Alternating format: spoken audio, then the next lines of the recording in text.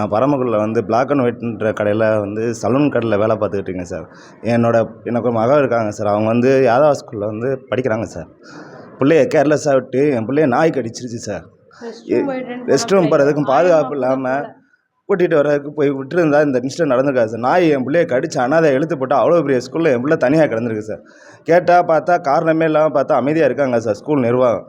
School நிர்வாகத்துலேருந்து மேலேருந்து phone பேசுகிறதுக்கு சொல்கிறாங்க சார். நேரம் தப்பாக இருந்துச்சுன்னா அப்போலாம் நடக்குன்றாங்க சார். என் பிள்ளை பார்த்தா இந்த லாஸ்ட்டு 2 மந்த்ஸாகவே பார்த்தா என் பிள்ளைக்கு பாதுகாப்பு இல்லை சார்.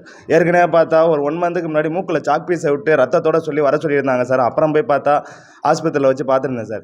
இப்போ வந்து பார்த்துக்கிட்டா திரும்ப பார்த்தா 1 மந்த்துக்கு முன்னாடி காய்ச்சல் ஓவர் அடிக்குன்னு பார்த்தா தண்ணியில் கேர்லெஸ்ஸாக விளையாட விட்டு என் பிள்ளைக்கு டிபி அலர்ட் முதற்கொண்டு வந்துருச்சு சார்.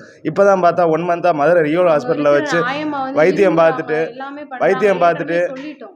பார்த்து பார்த்தா இப்போ கொண்டு வந்து விட்டுருக்கேன் சார். பழையபடி பார்த்தா இவ்வளவு 10 நாளைக்கு முன்னாடி அவ்வளோ விவரம் சொல்கிறேன் சார். என் பிள்ளைய அழுது நாங்கள் விட்டுட்டு வந்தேன். என் பிள்ளைய பாதுகாப்பு கொடுங்க, என் பிள்ளைக்கு பாதுகாப்பு தான் வேணும், எங்களுக்கு படிப்பு கூட தேவையில்லை, என் பிள்ளை பாதுகாப்பாக இருந்தால் போதும் தான் சார். அந்த ஸ்கூலுக்கு பின்னாடி தான் சார் என்னோட வீடு. பார்த்தா இவ்வளோ அஜாக்கிரதையாக இருந்து என் பிள்ளைய பார்த்தா நாய் கடிக்க விட்டுருக்காங்க சார். என் பிள்ளை முகம் பூரா வறண்டு கிடக்கு சார். முகம் பூரா பார்த்தா நாய் பல்லு தரம் பட்டு வறண்டு கிடக்கு சார். என் பிள்ளை எத்தனை ஊசி குத்தி வச்சுருக்காங்க பாரு சார். பாதுகாப்பு இல்லாத பள்ளிக்கூடத்தில் என்ன சார் படிக்க வைக்கிறது பிள்ளைங்கள? இன்னொன்று பார்த்தா என் பிள்ளைங்க மொத்தத்தில் கூட்டு குடும்பம் மாதிரி நாங்கள் 4 பிள்ளைங்க படிக்கிறோம் சார். இப்படி பாதுகாப்பு இல்லாத எப்படி சார் படிக்க வைக்கும்? இதுக்கு ஸ்கூல் நிர்வாகங்களுக்கு என்னன்னு கேட்டு கொடுக்கணும் சார்.